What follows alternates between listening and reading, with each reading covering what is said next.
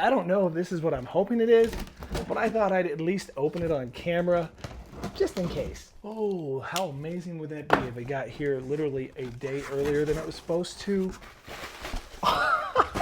It is here, the DJI Air 3, but I ordered the Fly More kit with the RC2 with the screen on the remote.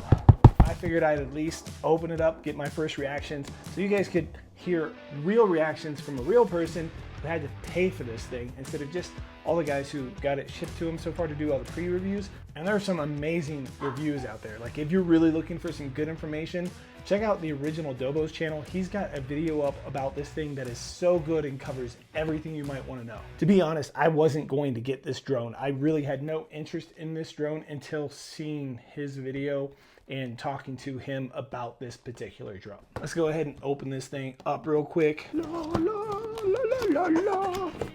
Well, the Fly More comes with a bag, and here's the bag. This bag is definitely bigger than the Air 2 bag, like considerably bigger than the Air 2 bag. That's a pretty big difference. I haven't bought like a new regular camera drone in so long. Okay, that's a weird little clampy thing. We got the drone all plasticed up, lots of extra props. The remote with the screen on, which is great. No more need for my phone. The battery charging hub thingamajigger. Ooh, it smells horrible in there. And there's some stuff in this little zipper pocket. Let's see what's in here. Papers and don't eat thingies. Oh, and another USB-C to USB-C cable. What about back here? Is there another pocket? What is this? Another pocket, but there's nothing in it. One of the things I liked about the Airline is how small and compact the bag and everything was. This bag is just huge. This is the original Mavic bag. Look at the size difference in this thing. Why'd you make it so damn big, DJI? Let's get it out of the plastic. Come on. Open up. I can't believe it came a whole day early, man. What? I wasn't expecting that. Really wasn't expecting that. And it is just a stylish looking drone, man. Look at the top of this, just looks so stylish. It's not a ton bigger than the Air 2. I mean, it is. It's definitely bigger. It's a little heavier, not a lot. I mean, we don't need to put it on scales. How many of you actually take your drones, put them on scales, and weigh them to see what they actually weigh? It's a little heavier, but not a lot. I love the styling of this. I don't know why, but like this just looks so cool to me. Oh, now you can tell it's bigger. When you unfold it all, you can tell. It's definitely bigger. Not a ton though. It got here really fast, 2 days. Really shocked it got here that quick. Quick. I don't want to go through all the technical stuff in this particular video. I just want to sort of go out and charge everything up and fly it and give you my first impressions flying with this guy, if we can get this open.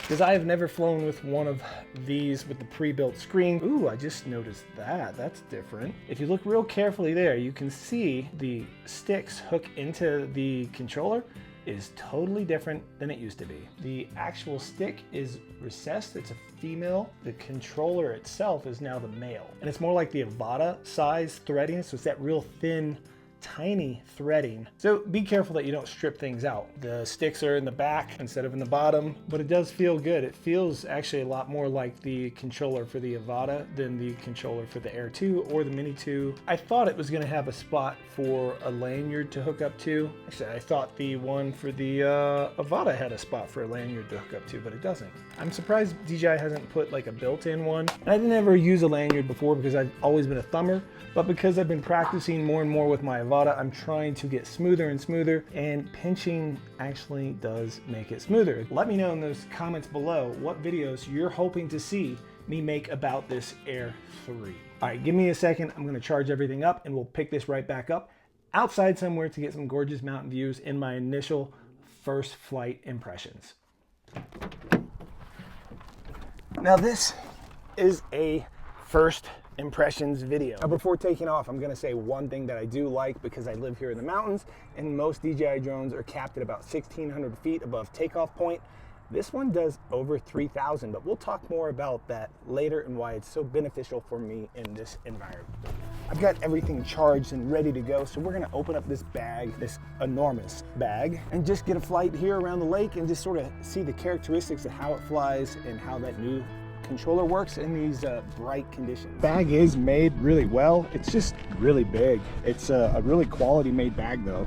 Opens just by pulling down on this tab, and that lifts it right up to where the drone, the controller, and the batteries are. One thing it did not come with was extra sticks. So if you lose these little guys, you're up shit creek without a paddle. I do love the fact that they've put this on the rear of the drone, because while it's in the bag, I can access that SD card, and you can actually charge it with the USB slot right there. So if you're just charging one battery in the drone, you can set it up while you're driving, you can do whatever, or you can use that battery bank that came with it. At the bottom of the bag, there is a little foam piece to help protect the gimbal and the drone itself down in there. And the inside of this bag is actually sort of suede. It's really nice. It's just enormous. Now this is the first time I have ever flown with the RC2 or with any of the RCs that have the built-in screen. I can see the picture. It's not as bright as I wish it was. I wish this thing was 1,000 nits instead of 700. If I put it under this lip in the shade, well, now I can see it pretty well. However, as soon as I bring it out here, not so well. Now, one of the things I didn't know was, how do you screen record? You sort of pull down twice and you get all these settings and hit record right there, and now I'm recording. We're gonna go ahead and check the mode that it's in. We're in photo mode, we're gonna put it in video mode. It doesn't have a whole lot of options there. For this flight, we're gonna leave it in auto since it's my first flight and just sort of see how it does. You do have a zoom toggle, which is great. I didn't realize it had that. Something I do miss from the Mavic Zoom. You've got your 2 lenses, 3 times, and 1. That is pretty awesome for up here in the mountain, but you'll see in just a minute as I get up and we switch between those lenses, it's a totally different look. So I'm gonna hit record by tapping here. You've still got your photo button, and of course you've got your gimbal wheel right here. You've got your buttons here that you can set up to do whatever you want. I think I set this one to waypoint, and this one, I don't remember what I set up. The switch between the lenses, that's what I gotta set up as. Taking off, first flight. Take off. And it really is quiet. Point updated. So now that it's up in the air, I can actually see this screen pretty well. And we're just gonna fly around the water and hope to hell that we don't have a defective one and my props are all good and everything's attached right, so we don't lose it in the water on its first flight. God, man, the picture on this thing is actually really good. Let me show you right here. We're just gonna hover. We cannot switch the cameras while it's going, but we can zoom and get a digital zoom. So let's see, the digital zoom in the one camera looks like so. If we go back out, stop recording, switch over to the other camera, start recording it. Wow, that is why you want that zoom out here. This motion right here, I mean, look at that. You just can't get that parallax look to this degree without that zoom. Let's do that same thing, but in the other camera, the far away, the wide shot. I wish you could switch without having to stop recording. Now I'm gonna try to replicate that same motion and get a similar shot. And you can instantly see just how different it looks.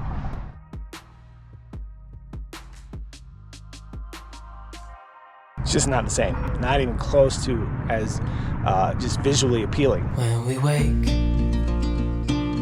hear the birds and see the sun. Side by side our fears are done. Oh, the good times just begun. Oh, we know what we have, let's hold on tight. Found what we're looking for in life. Call us crazy, but things are finally right. With you and I, the future is bright.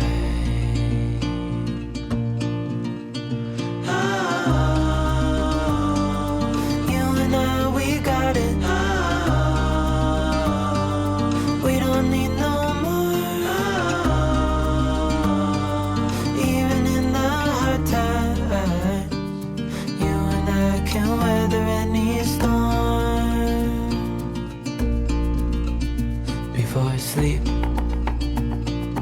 hear the crickets, see the moon. Side by side and through. No limit to what we can do.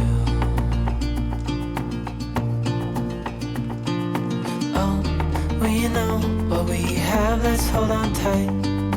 Found what we're looking for in life.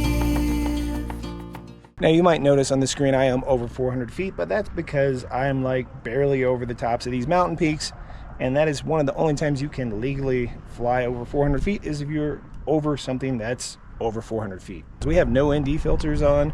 We're flying in the normal mode on the drone. I can't believe that my signal is this strong right here. I cannot wait for us to go out to my usual spot where I can safely do a distance test. I'm also still at 64% battery, which is impressive for these winds. Something I do wish they had brought to the app was the little H on the screen like you get when you're flying the Avata or the DJI FPV. I think that would be a welcome addition to see on the screen. So we're hitting 45 miles per hour, 46 miles per hour, 47 miles per hour. Wow. The drop speeds are pretty quick on this thing, like really quick. It's so quiet I can't even hear it. Like it's right there, but I can't even hear it. I don't even think my Mini 2 is this quiet. I should go out and like do a video with like decibel counters and see. It's right above me and I can't hear it, just barely. Wow. And here in the mountains, the air is so thin, typically you can hear them like nothing. And again, I forgot to record any of that on the actual drone because I'm so used to it just recording the whole time that I'm flying. That's gonna be a huge thing for me to try to drill into my head.